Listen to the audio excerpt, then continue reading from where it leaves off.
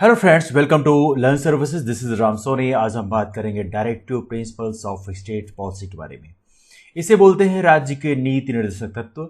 जैसा कि आप पढ़ते हैं फंडामेंटल ड्यूटी, जो एक इंसान का, एक इंडिविजुअल का दायित्व होता है, कर्तव्य होता है, वैसे ही राज्य के कर्तव्यों को directive principle of state policy में रखा गया है।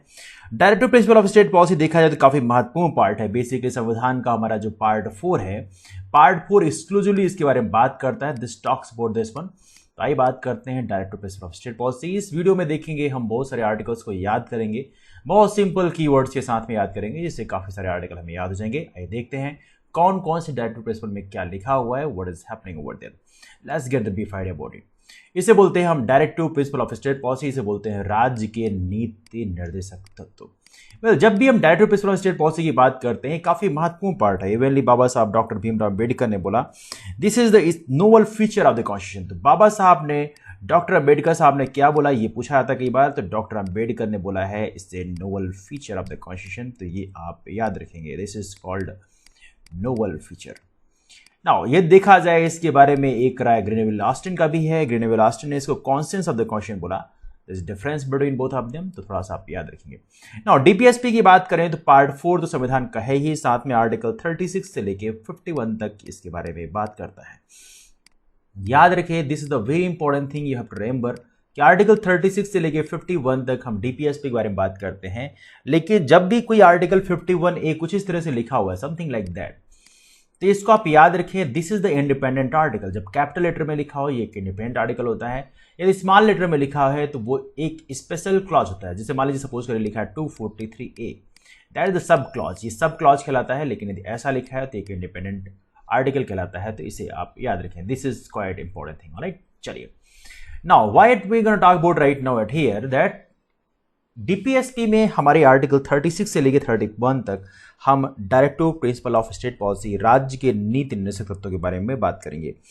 देखा जाए तो असल में आर्टिकल 38 से शुरुआत होती है और एक वेलफेयर स्टेट के लिए, एक बेहतर स्टेट बनाने के लिए हम directive principle of state policy की बात करते हैं। देखा जाए हमारे कॉन्स्टिट्यूशन में 3 प्रकार के directive principle of state policy माने जाते हैं और तीनों तरह के directive principle of state policy is having importance. जैसे देखा जाए, एक होता है सामाजिक, सोशलिस्टिक प्रिंसिपल पे। देखिए, सोशलिस्टिक प्रिंसिपल पे जो directive principle of state policy हैं, ये काफी यूनिक है। ये समाजवादी सिद्धांत पर काम करते हैं, सोशलिस्टिक प्रिंसिपल पे। इसके अलावा एक गांधीयन प्रिंसिपल भी है। कुछ आर्टिकल हमने अलॉट किए हैं जो गांधीयन प्रिंसिपल पे काम करते हैं। जैसे कि बात करें गांधी जी का जो सपना था कि कुटीर उद्योग काम करें, या हमारे देश में जो पंचायती राज इंस्टीट्यूशंस हैं वो काम करें, हमारे देश में जो पशुपालन है उसके लिए सुचारू रूप से काम किया जाए, ये सारी चीजें गांधीयन प्रिंसिपल में कही गई। इसके अलावा एक और भी है, लिबरल इंटेलेक्चुअल प्रिंसिपल बोलते हैं, that is called liberal intellectual principle. इसे बोलते हैं उदार बौद्धिक सिद्धांत, लिबरल इंटेलेक्चुअल प्रिंसिपल। तो कुछ महत्वपूर्ण यूनिक कॉन्सेप्ट है जिसको लिबरल इंटेलेक्चुअल प्रिंसिपल में रखा गया। आइए बात करते हो कौन कौन से हैं। Let's talk about all of them one by one.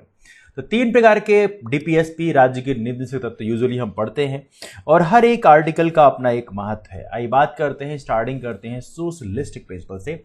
Let's begin our discussion with the socialistic principle. देखा है तो समाजवादी सिद्धांत पे जो हमारे आर्टिकल्स हैं, इसमें कीवर्ड्स के बारे में हम थोड़ी याद रखेंगे। जो सबसे इंपॉर्टेंट है उसको सिर्फ याद करने की कोशिश करेंगे। We will not remember all this one, but definitely will try to remember the most important one. देखिए, सोशलिस्टिक प्रिंसिपल की बात करें तो ये आर्टिकल 38 से शुरुआत होती है इसकी। लेकिन जहां तक की बात करें आर्टिकल 36 से लेके 37, मतलब 2 आर्टिकल जो हैं, आर्टिकल 36 और 37, तो ये आर्टिकल बेसिकली कुछ यूनिक नहीं है। तो आर्टिकल 36 बेसिकली बात करता है राज्य के बारे में, इट टॉक्स अबाउट स्टेट। और आर्टिकल 37 बोलता है कि ये आपका इन्फोर्सेबल नहीं होगा कोर्ट में। This is what article 37 talks about. तो आर्टिकल 36 और 37 में काफी बड़ा डिफरेंस, मतलब काफी बड़ी चीजें नहीं है। तो will not talk them separately. आप आर्टिकल 36 को ऐसे भी याद कर सकते हैं। नाउ जहां तक की बात करें आर्टिकल 38 की बात करें, article 38 is a real thing in which we have to work. Article 38 जो है ये बात करता है एक बेहद इंपॉर्टेंट चीज के बारे में, एंड दैट इज कॉल्ड, एक जस्टिस की बात करता है। राज्य की एक नैतिक दायित्व होगा कि लोगों को न्याय प्रदान करे। और 3 तरह के न्याय की बात करें तो आर्टिकल 38 बेसिकली इसकी बात करता है, इट टॉक्स अबाउट जस्टिस। और जस्टिस कितने तरह का होगा? ये 3 तरह का होगा। Social, the first one is social, second one is सामाजिक, आर्थिक, economic, and third one is political. तो तीन तरह के जस्टिस की बात करता है, इसे आप जरूर याद रखें। आर्टिकल 38 बात करता है जस्टिस की, सोशल, इकोनॉमिक एंड पॉलिटिकल की। ये नैतिक दायित्व होगा राज्य का। ना इसके अलावा देखा जाए इसमें एक और पॉइंट है, जस्टिस के अलावा इनइक्वलिटी की बात की गई है आर्टिकल 38 में कि इनइक्वलिटी भी हम कम करेंगे। और इनइक्वलिटी किस चीज में कम करेंगे इसके बारे में हल्का देख लेते हैं। Let's talk about that thing also. तो इनइक्वलिटी की जब बात करते हैं आर्टिकल 38 में, तो they have been focusing about the two few more important things. Inequality किस किस चीज में? पहली बात की आपने इनकम के बारे में, the first thing they talked about income. Second thing they talked about status, status में इनइक्वलिटी ना हो, असमानता ना हो। तीसरा फैसिलिटीज, लोगों को कैसी फैसिलिटीज मिल रही हैं, तो हम कोशिश करेंगे सभी को बराबर फैसिलिटीज मिले। और साथ में अपॉर्चुनिटी, सभी को बराबर अपॉर्चुनिटी मिले। ये सारी चीजें इस आर्टिकल में बात की गई। तो आर्टिकल 38 बेसिकली दो चीजों के बारे में बात करता है। The first most important thing they talked about justice, पहली बात जस्टिस की गई है, और दूसरी बात की गई है इनइक्वलिटी के बारे में। अब जस्टिस अलग अलग फील्ड के बारे में बात की गई है, बट याद रखें justice social, economic and political होगी, इनइक्वलिटी होगी income, status, facilities and opportunities की। Alright, got this point.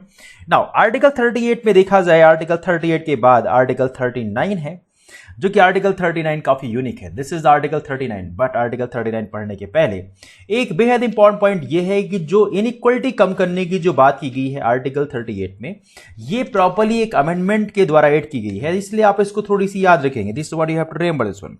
और ये पोर्शन ऐड किया गया 44th अमेंडमेंट एक्ट से। तो देखा जाए तो सेकेंड पार्ट जो है, दिस पार्ट इज देयर, ये इनइक्वलिटी की जो बात की गई है ये 44th अमेंडमेंट एक्ट से ऐड किया गया है। तो इनइक्वलिटी की जो बात की गई, इनइक्वलिटी आर्टिकल 38 में इनइक्वलिटी कम करने की जो बात की गई है, और कौन कौन सी इनइक्वलिटी कम करने की बात की है? Income. What is that? Income, income में स्टेटस, फैसिलिटीज और अपॉर्चुनिटी। ये चार तरह की इनइक्वलिटी कम करने की बात की गई है। और ये जो बात की गई है कौन से अमेंडमेंट से एड किया गया? It was added by 44th amendment act 1978, इससे जोड़ा गया है। तो ये आप याद रखेंगे, that is very very important. Well, so this is all about article 38, इसको आप जरूर याद रखें। वेल, नाउ बात करते हैं आर्टिकल 39 की। Let's talk about article 39। Article 39 is quite very important. Article 39 की बात करें तो आर्टिकल 39 में बहुत सारी चीजों के बारे में बात किया गया है, एक एक करके बात करते हैं। वेल, राज्य के नैतिक दायित्व होंगे कि राज्य कुछ चीजों को लोगों को प्रोवाइड कराए। तो हम कीवर्ड्स के साथ करते हैं। तो आर्टिकल 39 में जो पहली बात कही गई है वो कहा गया है कि लोगों को लाइवलीहुड प्रोवाइड कराए। लाइवलीहुड मतलब जिससे वो भरण पोषण अपना कर सकें। तो मेन इसमें कॉन्सेप्ट है लाइवलीहुड का, जिससे कि लोगों को पर्याप्त तरीके से खाना पीना मिल सके, लाइवलीहुड, जीवन यापन हो सके। तो लाइवलीहुड हमारा पहला फोकस है। सेकेंड जो पार्ट है इसका बात करता है इक्विटेबल डिस्ट्रीब्यूशन की बात करता है कि मटेरियल जो रिसोर्सेज हैं वो आम आदमी को मिल सके। मतलब यहां पर डिस्ट्रीब्यूशन की बात की गई है, यहां बात की गई इक्विटेबल डिस्ट्रीब्यूशन की। This is quite important. ये क्या बात करता है? इक्विटेबल डिस्ट्रीब्यूशन के बारे में। This is very important point. Now इसका सी पार्ट मतलब थर्ड पार्ट जो बात करता है, जो काफी इंपॉर्टेंट है, जो कि कंसंट्रेशन ऑफ वेल्थ को रोकने की बात करता है। तो it talks about prevention of concentration. अब कंसंट्रेशन मतलब यह है कि कंसंट्रेशन मतलब कुछ लोगों के पास पैसे जमा ना हो, सारा का सारा पैसा जमा ना हो। हालांकि ऐसा होता नहीं है, बट फिर भी ये आर्टिकल इसके बारे में बात करता है, कुछ लोगों के पास पैसे सारे जमा ना हो। This is what talked by this article. इसके बाद देखा जाए तो equal pay for equal work की बात करी है, but basically man and women को फोकस किया गया है। तो याद रखें, equal pay for equal work, ये इस आर्टिकल का एक बहुत बड़ा बेसिक है। Equal pay for equal work, और बेसिकली किसके लिए है? ये बेसिकली मैन एंड वुमेन के लिए है। तो ये आप याद रखेंगे, मैन एंड वुमेन के बीच में इक्वल पे हो इक्वल वर्क के लिए। This is the foundation of this one. इसके बाद पांचवा बात करता है बेसिकली प्रिजर्वेशन करने के लिए, किसका? हेल्थ। तो बेसिकली ये बात करता है हेल्थ के बारे में, लोगों का जो स्वास्थ्य है उसको अच्छा बनाए रखे, और साथ में फोर्सिबल अब्यूज, जो फोर्सिबल अब्यूज है उसको रोकने की बात करता है, किसी के साथ जबरदस्ती ना हो इसको रोकने की बात करता है। तो बेसिकली ये दो चीजें इसे बात की गई हैं 5वें पार्ट में। इसके बाद एक छठा पार्ट है, और ये छठा पार्ट आपने बाद में एडिट किया है, you edit that part later on, और ये बात करता है प्रॉपरली डेवलपमेंट ऑफ चिल्ड्रन की बात करते हैं। Right now this talks about children, कि चिल्ड्रन के हेल्दी डेवलपमेंट की बात करेंगे, चिल्ड्रन की क्या बात करेंगे, हेल्दी डेवलपमेंट की बात करेंगे। और ये पोर्शन ऐड किया गया है एक नए आर्टिकल के साथ में, एक नए अमेंडमेंट के द्वारा। तो आइए उसके बारे में बात करते हैं कि वो किसके द्वारा ऐड किया गया है। Let's talk about this one. तो हेल्दी डेवलपमेंट ऑफ चिल्ड्रन एक नए अमेंडमेंट से ऐड किया हमने, और ये अमेंडमेंट का नाम है 42nd अमेंडमेंट एक्ट 1976। तो ये पार्ट ऐड किया हमने 42nd अमेंडमेंट एक्ट 1976 के द्वारा। तो ये आप जरूर याद रखें, this is the very important. तो आर्टिकल 39 में हमने 6 चीजें जानी। लाइवलीहुड की बात करता है कि राज्य का दायित्व होगा कि सभी को लाइवलीहुड प्रोवाइड कराए। इक्विटेबल डिस्ट्रीब्यूशन, लोगों के बीच में बराबरी से, लोगों के बीच में मटेरियल रिसोर्सेज जो भी हैं, रिसोर्सेज हैं, वो बराबरी से डिस्ट्रीब्यूट हो। प्रिवेंशन ऑफ कंसंट्रेशन ना हो, लोगों का वेल्थ जो है कुछ लोगों के पास जमा ना हो। Equal pay for equal work की बात करता है मेन एंड वुमेन के बीच में। हेल्थ के फैसिलिटीज की बात करता है कि लोगों का हेल्थ जो है प्रिजर्व किया जाए, उसको प्रॉपर्ली दिया जाए। साथ में जो फोर्सिबल अब्यूज है उसको रोकने की बात करता है। और लास्ट है चिल्ड्रन के हेल्दी डेवलपमेंट की बात करता है, it is ensuring this one. तो ये चिल्ड्रन का हेल्थ डेवलपमेंट इंश्योर करने की जो बात है, ये 42nd अमेंडमेंट एक्ट 1976 के द्वारा ऐड किया गया। तो ये भी आप याद रखें, this is quite important one. Well, article 39 की बात करें तो article 39 is quite unique one. Article 39A, article 39A याद रहे, जब कैपिटल लेटर से में हम कोई चीज लिखते हैं, इसका मतलब यह है कि we are adding completely new article, और ये बिल्कुल नया आर्टिकल है, इसको आप याद रखेंगे, और इसका बेस आर्टिकल से लेना देना नहीं होता। वेल, आर्टिकल 39A की बात करें तो बेसिकली हमने इसको ऐड किया कौन से अमेंडमेंट से, 42nd अमेंडमेंट एक्ट 1976 से। इसको भी हमने ऐड किया 42nd अमेंडमेंट एक्ट 1976 से। तो पहली बात तो आपको ये याद रखना है। दूसरी इंपॉर्टेंट चीज आपको याद रखना है कि 39A बात करता है इक्वल जस्टिस। पहली बात करता है लोगों को इक्वल जस्टिस मिले, और इक्वल जस्टिस कब मिलेगा, बराबर न्याय कब मिलेगा, बराबर न्याय लोगों को तब मिलेगा जब आप उनके लिए फ्री लीगल एड देंगे। तो फ्री लीगल एड की बात करता है, talks about free legal aid to the poor, जो गरीब है उनको फ्री लीगल एड मिले। ये आर्टिकल इसके बारे में एक्सक्लूसिव बात करता है।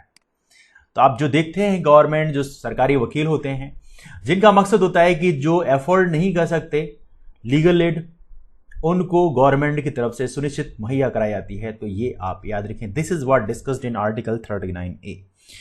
वेल, देखा जाए इसके बाद एक गांधीयन प्रिंसिपल की बात करते हैं। Article number 40 basically Gandhian principle based है, इसको आप याद रखें, this is what article 40 is all about. Article 40 जो है ये गांधीयन प्रिंसिपल बेस्ड है, इसको आप याद रखेंगे, this is basically Gandhian principle. तो गांधी जी के सपने के बारे में पूरे करने की बात की गई है। नाउ गांधीयन प्रिंसिपल बोलता है, what Gandhian principle speak about, this talks about panchayat. यहां पे पंचायत की बात की गई है, सेल्फ गवर्नमेंट की बात की गई है, पंचायत की बात की, पंचायत।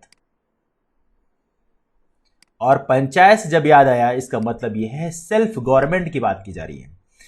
तो आपको याद होगा father of local self government किसको बोलते हैं, can you tell me, father of local self government. Bharat में पहली बार लोकल गवर्नमेंट, सेल्फ गवर्नमेंट की शुरुआत किसने किया था, it was done by Ripon. इसकी शुरुआत किया था रिपन में। आप नीचे कमेंट करके बता सकते हैं रिपन ने शुरुआत कब की थी। Ripon was quite liberal as compare to Lytton, और आप बता सकते हैं नीचे। बट पंचायत की बात करता है article number 40, basically Gandhian principle based है, इसको आप याद रखिए, this is quite important one. Well, इसके बाद बात करें आर्टिकल 41। आर्टिकल 41 काफी महत्वपूर्ण है, अनुच्छेद 41। ये बेसिकली देखा जाए तो सोशलिस्टिक प्रिंसिपल पे बात करता है, टॉक्स अबाउट सोशलिस्टिक, समाजवादी सिद्धांत पे काम करता है। और समाजवादी सिद्धांत क्या बोलता है, आइए जानते हैं इसके बारे में। Let's talk about that one. Article 41 में बात करता है राइट टू वर्क देने की, कुछ राइट की बात करता है, और वो सारे राइट कौन कौन से हैं उनको जरा सा समझते हैं। तो राइट टू वर्क की बात किया गया है इसमें, पहली बात द मोस्ट इंपॉर्टेंट थिंग। दूसरी बात की है राइट टू एजुकेशन की बात की है। तो आरटीई जो आया है, राइट टू एजुकेशन, वो इसी का एक कह सकते हैं नमूना है। राइट टू एजुकेशन के बाद पब्लिक असिस्टेंस की बात की गई है।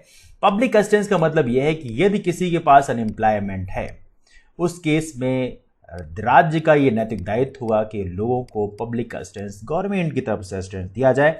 कौन कौन से? लेकिन पब्लिक असिस्टेंस केवल अनएम्प्लॉयमेंट के केस में नहीं, पब्लिक असिस्टेंस कई केस में ऐड किया गया है। पब्लिक असिस्टेंस या तो अनएम्प्लॉयमेंट हो या तो बेरोजगारी हो, the first most important point. और दूसरा इंपॉर्टेंट पॉइंट यह है कि यदि ओल्ड एज है, यदि बुजुर्ग हैं, उस केस में भी पब्लिक असिस्टेंस की बात की गई है। तीसरा बोला गया है सिकनेस, यदि कोई सिक है मतलब बीमार हैं उनको भी। और चौथा बोला गया है डिसेबलमेंट, मतलब जो डिसेबल है, मतलब जो शारीरिक रूप से कमजोर हैं, डिसेबल्स हैं, उनके लिए भी किया जाएगा। तो डिसेबल के लिए है, तो बेसिकली 4 तरह के लोगों के लिए पब्लिक असिस्टेंस की बात की गई है। This is what discussed in this article. तो इन सारी चीजों को आपको याद रखना है। Work, right to education, right to public assistance, ये 3 चीजों की बात की गई राइट के बारे में। और पब्लिक असिस्टेंस कहां मिलेगा? अनएम्प्लॉयमेंट केस में, ओल्ड एज के मामले में, सिकनेस के मामले में और डिसेबलमेंट के मामले में। तो ये सारी चीजों को आप याद रखेंगे। This is quite important. Article 41 exclusively talk about this one. Well, article 41 के बाद बात करते हैं आर्टिकल 42 के बारे में। वेल, देखा जाए तो article 42 is also quite unique one. Article 42 देखा जाए तो समाजवाद के सिद्धांत पे काम करता है। It also talks about socialistic principle. Well, देखा जाए तो ये आर्टिकल काफी इंपॉर्टेंट है। आइए जानते हैं इस आर्टिकल में क्या लिखा हुआ है। Let's talk about this one. Well, article 42 में देखा जाए बोला गया है कि यहां पर just and human condition of work. तो पहली बात यह है कि ह्यूमन कंडीशन मतलब जो वर्क प्लेस है उसकी बात किया गया है। तो basically human condition of work, तो वर्क प्लेस के बेहतर करने की इस बात किया है। तो ये बात करता है human condition of work. Human condition का मतलब यह है कि वर्क प्लेस जो है वो अच्छा होना चाहिए, वहां पे हाइजेनिक होना चाहिए, एक अच्छा वातावरण होना चाहिए। और सबसे इंपॉर्टेंट जो बात किया है आर्टिकल नंबर 42 में, वो बात किया है मैटरनिटी रिलीफ की। और मैटरनिटी रिलीफ काफी महत्वपूर्ण पॉइंट है। मैटरनिटी रिलीफ, मैटरनिटी रिलीफ मतलब मातृत्व, maternity relief. Just 1 second, hold on, just 1 second, here you go.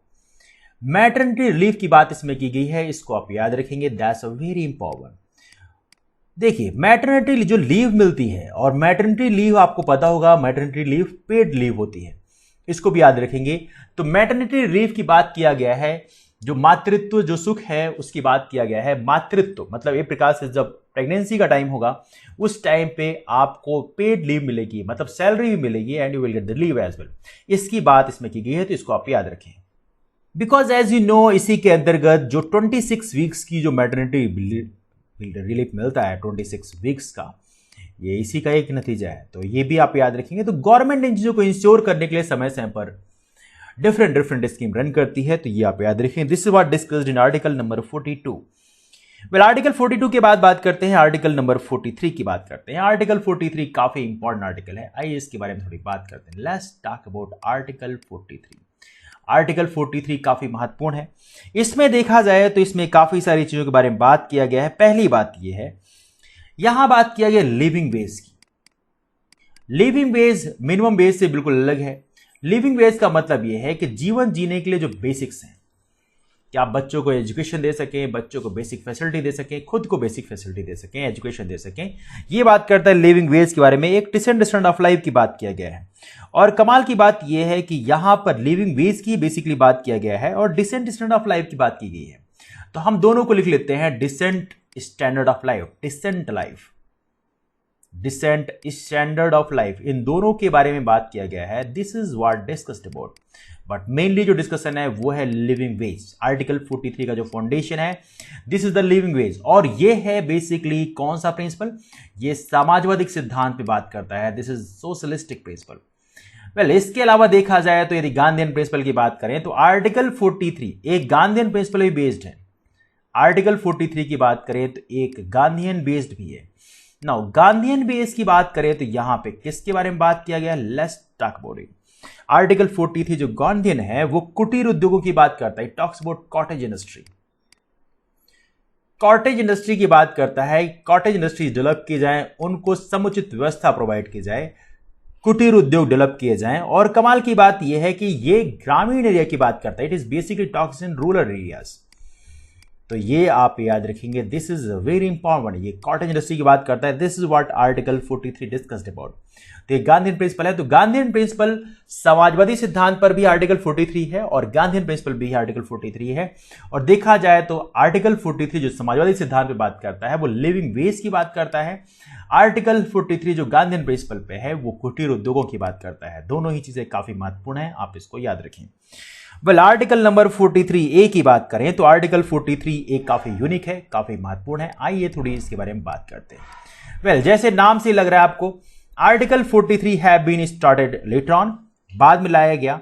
और देखा जाए तो काफी इंपॉर्टेंट भी था, इसको लाना जरूरी भी था, बिकॉज ये कुछ महत्वपूर्ण चीजों के बारे में बात करता है। इसको ऐड किया आपने 42nd अमेंडमेंट एक्ट से, 42वें संवैधानिक संशोधन के द्वारा ऐड किया आपने।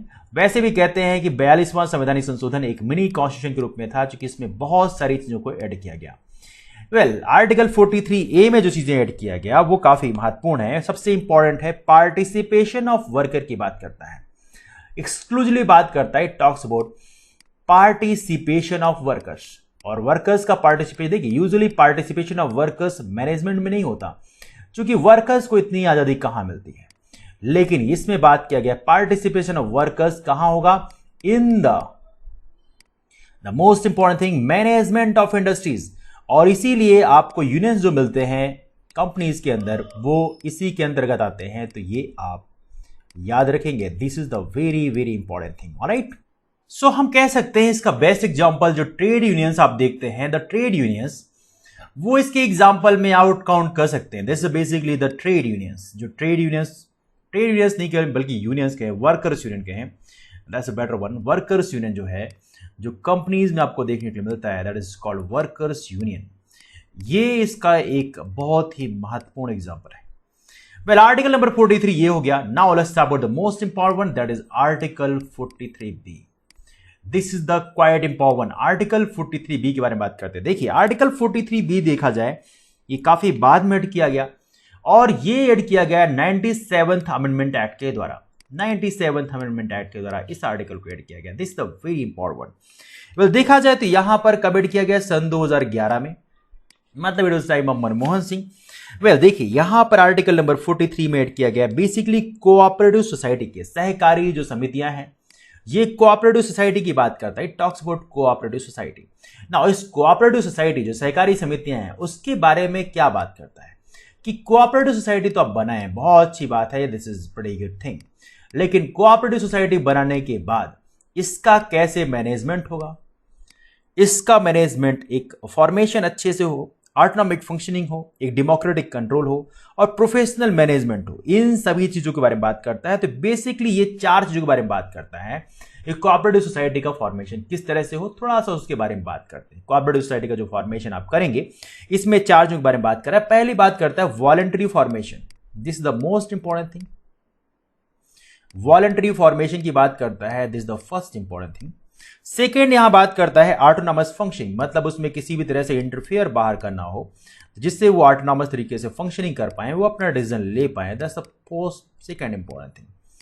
इसके बाद थर्ड इंपॉर्टेंट चीज ये है कि डेमोक्रेसी हो वहां पे। तो डेमोक्रेसी हो, दैट्स इंपॉर्टेंट। लोग जो डिसीजन लें वो ऐसा नहीं कोई एक ही डिसीजन ले रहे हैं। और लास्ट है professional management. Professional management, this the professional management की बात करता है, व्यावसायिक प्रबंधन प्रॉपर ही हो। लेकिन जो सबसे इंपॉर्टेंट है, आपको ये सब याद रखने की जरूरत इतनी नहीं है। आपको याद रखने की बात है कि यहां पर बात की गई है कोऑपरेटिव सोसाइटी के बारे में, सहकारी समितियों के बारे में बात किया गया है। This is what article 43B talks about. और इसको ऐड किया आपने 97th अमेंडमेंट एक्ट 2011 से, तो ये भी आप लोग याद रखेंगे। This is also based on, ये भी गांधीयन प्रिंसिपल बेस्ड है। ये गांधीयन प्रिंसिपल बेस्ड है, ये भी आप याद रखेंगे, that is Gandhian principle. Well, article 43 के बारे में बाद में बात करें तो आर्टिकल 44 is the most important article, और सबसे ज्यादा चर्चा में आया हुआ आर्टिकल है आर्टिकल 44। आर्टिकल 44 बात करता है एक सबसे इंपॉर्टेंट बारे में, और वो है यूसीसी के बारे में, that is called uniform civil code. पूरे भारत में सब कुछ सबके लिए एक जैसा हो, इस talks about uniform civil code. ये काफी महत्वपूर्ण आर्टिकल है। This is the very important one, uniform civil code, इसको आप जरूर याद रखें। This is what article 44 talks about, और सारे देश में एक जैसे की बात करता है, तो ये भी आप याद रखेंगे। Article 44 talks about this one. Well, article 44 की बात करें तो आर्टिकल 45 काफी महत्वपूर्ण है। This is very important. Article 45 की बात करें तो आर्टिकल 45 जिस चीज के बारे में बात करता है वो बात करता है चाइल्डहुड केयर की बात। लेकिन कमाल की बात यह है कि यहां पर कुछ अमेंडमेंट हुए।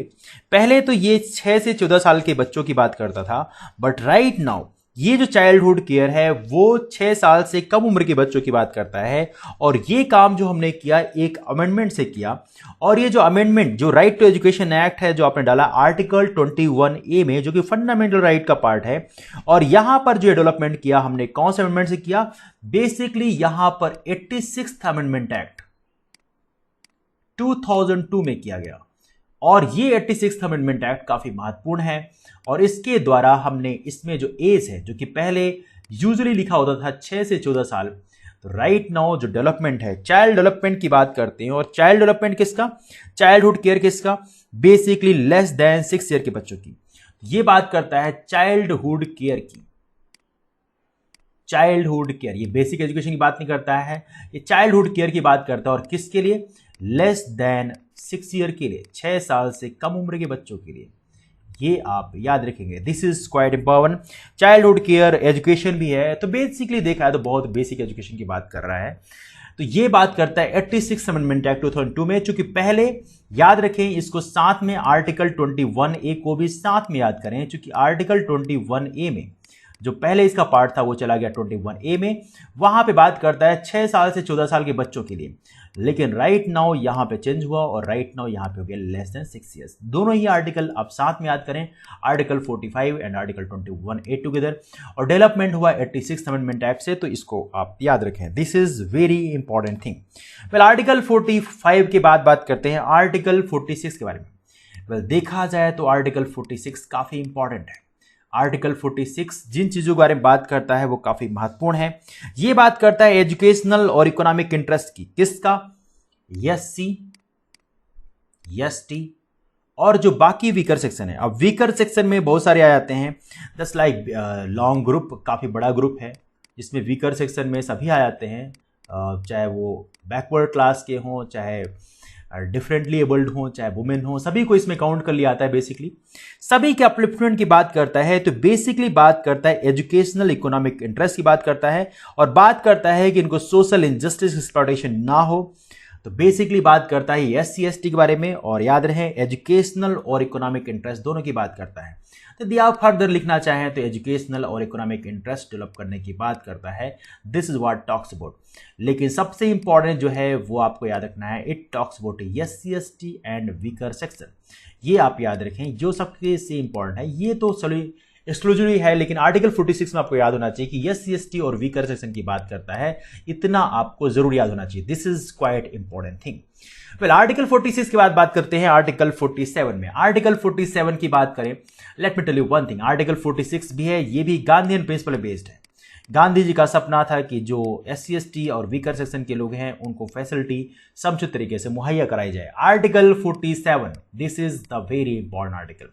आर्टिकल 47 की बात करें तो आर्टिकल 47 देखा जाए तो सोशलिस्टिक प्रिंसिपल में भी है और गांधीयन प्रिंसिपल में है। तो पहले हम बात करते हैं समाजवादी सिद्धांत पे जो बेस्ड है उसके बारे में बात करेंगे। फिर आर्टिकल 47 यहां बात करता है लेवल ऑफ न्यूट्रिशन बेहतर करने की बात करता है। द मोस्ट इंपॉर्टेंट थिंग यहां बात किया गया लेवल ऑफ न्यूट्रिशन। ये एक बहुत बड़ी प्रॉब्लम है हमारे समाज में, आज डेट पे सबसे बड़ी प्रॉब्लम है लेवल ऑफ न्यूट्रिशन। साथ में standard of living of the people की बात करता है, और कमाल की बात है ये हेल्थ की बात करता है। तो यहां पे पब्लिक हेल्थ डेवलप करने की बात करता है, ये आप याद रखेंगे। लेकिन सबसे इंपॉर्टेंट है level of nutrition, this is the most important thing, इसके डेवलपमेंट की बात करता है। नाउ आर्टिकल 47 की बात करें तो आर्टिकल 47 एक गांधीयन प्रिंसिपल भी बेस्ड है, और गांधीयन प्रिंसिपल का जो आर्टिकल 47 है ये काफी इंटरेस्टिंग है। क्यों? चूंकि आर्टिकल 47 यहां बात करता है ड्रिंक्स और ड्रग्स को। तो राज्य का दायित्व होगा, राज्य के पास पावर होगा कि वो ड्रिंक्स और ड्रग्स के कंजप्शन को रोक सकता है, ड्रिंक्स एंड ड्रग्स के कंजप्शन की बात करता है। It talks about article 47। Drinks and drugs मतलब मदिरा और जो बाकी ड्रग्स हैं, मतलब नशीली जो चीजें हैं, उनके इस्तेमाल पे राज्य प्रिवेंशन लगा सकता है। ये आर्टिकल 47 यहां पर बात करता है, इसको आप याद रखेंगे, ये काफी महत्वपूर्ण है, कई बार एग्जाम पूछा गया है, तो इसको आप याद रखें। वेल आर्टिकल 47 की बात करते हैं। आर्टिकल 48, आर्टिकल 48 देखा जाए तो ये दो आर्टिकल हैं, कई आर्टिकल हैं। बेसिकली पहला तो हम बात करते हैं गांधीयन प्रिंसिपल की। वेल गांधीयन प्रिंसिपल का जो आर्टिकल 48 है ये काफी इंटरेस्टिंग है। क्यों? क्योंकि यहां पर आर्टिकल 48 बेसिकली बात करता है जो काऊ हैं या कव्स हैं या कोई ऐसे दुधारू पशु हैं जिनके स्लॉटर पे रोकने की बात करता है। तो protects the slaughter, prohibit the slaughter, क्या करता है? इनके किसी भी तरह की बलि देने की रोक लगाता है, प्रोहिबिट द स्लॉटर। यह है article number 48। Article number 48 talks about cow हैं या अदर मिल्च हैं, ड्रॉट केटल्स हैं, उन सभी के किसी भी तरह से स्लॉटर, बलि पे रोक लगाता है। इवनली इसमें ये बात किया गया है कि इंप्रूव देयर ब्रीड्स, मतलब इनकी जो ब्रीड्स है, इनकी जो नस्ल है, उसको भी बेहतर करने की बात की गई है। Improve there breeds. नाउ देखा जाए आर्टिकल 48 काऊ के बारे में बात करता है। तो कई बार आपने सुना है कुछ राज्यों ने काऊ स्लॉटर पे रोक लगा दी है। तो बेसिकली आर्टिकल 48 इसके लिए उन्हें पावर देता है। नाउ आर्टिकल 48 की बात करते हैं। तो आर्टिकल 48 एक लिबरल इंटेलेक्चुअल प्रिंसिपल पे भी है। वेल लिबरल इंटेलेक्चुअल प्रिंसिपल की बात करें तो लिबरल इंटेलेक्चुअल प्रिंसिपल का जो आर्टिकल नंबर 48 है, this is quite important one और काफी महत्वपूर्ण भी है।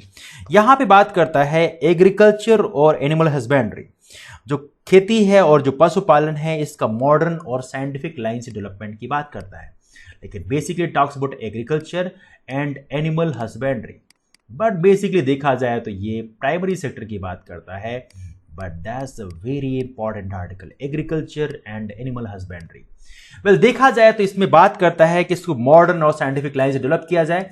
बट आपको आर्टिकल 48 में याद रहे कि ये एग्रीकल्चर और एनिमल हस्बेंड्री के लिए बारे में एक्सक्लूसिवली बात करता है, लेकिन ये है मॉडर्न और साइंटिफिक लाइन से डेवलप करने की बात करता है। That's simple one. तो देखा जाए तो आर्टिकल 48 में दोनों ही गांधीयन और liberal intellectual is quite matching with each other, but थोड़ा सा डिफरेंस है, तो ये आप याद रखें। आर्टिकल 48 की बात करें। Article number 48, article number 48A, this is also very important और ये भी लिबरल इंटेलेक्चुअल प्रिंसिपल की बात करता है। वेल यहां पे देखा जाए तो ये इन्वायरमेंट को प्रोटेक्ट करने की बात करता है, तो पर्यावरण की सुरक्षा की बात करता है। तो आप सिर्फ इन्वायरमेंट याद रखें, इन्वायरमेंट के प्रोटेक्शन की बात करता है, पर्यावरण को बेहतर करने की बात करता है, ये है इसमें। साथ में जो फॉरेस्ट है, वाइल्ड लाइफ है, उसको बेहतर करने की बात करता है। बट मेनली यदि आपको इन्वायरमेंट याद है तो सारी चीजें आपको सोल्यूशन में मिल जाएंगे। This is the quite important. Article 48A की बात करें तो आर्टिकल 49 काफी महत्वपूर्ण है। Article 49 is one of the very important article. Well देखा जाए तो आर्टिकल 49 जो है मॉन्यूमेंट्स, प्लेसेस, ऐसे कोई जगह हैं जो कि काफी हिस्टोरिक इंटरेस्ट रखते हैं, उनके प्रोटेक्शन की बात करता है। तो ये आप याद रखें। लेकिन कमाल की बात यह है कि जो पिछला आर्टिकल है, आर्टिकल 48A जो हमने बात किया है, ये आपने एक अमेंडमेंट से ऐड किया था and that amendment is quite important. उस अमेंडमेंट को आप जरूर याद रखें और ये अमेंडमेंट है 42nd अमेंडमेंट एक्ट 1976। आपको डिस्कस किया था हमने। 42nd amendment act mini constitution के रूप में काम करता है, ढेरों सारी चीजें ऐड की गई हैं और ये है आर्टिकल 48A के बारे में। आर्टिकल 49 की बात करें, ये बात करता है मॉन्यूमेंट्स के बारे में। मॉन्यूमेंट्स, ये मॉन्यूमेंट्स के बारे में बात करता है, कुछ ऐसे हिस्टोरिक इंटरेस्ट वाली चीजों के बारे में बात करता है जो नेशनल इंपॉर्टेंस रखते हैं। तो बेसिकली मैं इतना ही लिख रहा हूं। Article 49 talks about monuments. Article 49 के बारे में बात करें। Article 50, this is one of the most important article. ये बात करता है सेपरेशन की बात करता है, सेपरेशन की बात करता है और इसी के अंतर्गत नेशनल जुडिशियल अपॉइंटमेंट कमीशन को क्वेस किया गया था। सेपरेशन किसका? सेपरेशन ऑफ जुडिशरी, जो न्यायपालिका है, separation of judiciary from executive, जिससे कि जुडिशरी का इंडिपेंडेंस जो है आप इंश्योर कर सकें, separation of judiciary from executive, ये इसके बारे में एक्सक्लूसिव बात करता है, इसको आप याद रखें। This is what article 50 talks about. तो please remember this one, this is one of the most important thing in the DPSP, और ये भी किसमें, पब्लिक सर्विस में। यदि आप पब्लिक सर्विस दे रहे हैं वहां पे इसके बारे में बात करता है, तो ये दोनों के लिए अलग है। और इसीलिए आपको पता होना चाहिए, इंडियन पिनल कोड की बात करें तो इंडियन पिनल कोड जो है ये बेसिकली किसके पास रहता है, ये बेसिकली जजेस जो हैं इसी के अंतर्गत पनिशमेंट देते हैं। और सीआरपीसी की बात करें, क्रिमिनल प्रोसीजर कोड की बात करें, तो इसके अंतर्गत पुलिस स्टेशन में आपके ऊपर चार्ज लगाए जाते हैं। तो एक प्रकार से दोनों का सेपरेशन ऑफ पावर है, इसको आप याद रखें। आर्टिकल 50 के बाद one of the most important article, article 51 है। आर्टिकल 51 में देखा जाए तो आर्टिकल 51 में बात करता है इंटरनेशनल पीस डेवलप करने की। और लेकिन एक चीज यहां पे ये है कि इंटरनेशनल पीस तो आप डेवलप करें, लेकिन यहां पे हम चाहते हैं कि विश्व शांति जो है, इसमें मान लीजिए कई बार ऐसा होता है कि दो देशों के बीच में यदि कॉम्प्लिकेशंस हैं, तो वो कॉम्प्लिकेशंस जो आपस में मनमुटाव है उसको युद्ध करके नहीं बल्कि इंटरनेशनल डिस्प्यूट को आर्बिट्रेशन से सॉल्व किए। तो इंटरनेशनल डिस्प्यूट सॉल्व करने के लिए जो मैकेनिज्म यहां पे बताई जा रही है, तो इंटरनेशनल डिस्प्यूट्स के लिए सॉल्व करने की जो बात की गई है, इसको करें कैसे, बाय आर्बिट्रेशन, मतलब बातचीत करके, मध्यस्थता करके। This is the important thing talked about this article. तो ये रहे कुछ मिला के ये आर्टिकल 36 से लेकर आर्टिकल 51 के बारे में ब्रीफ एग्जांपल।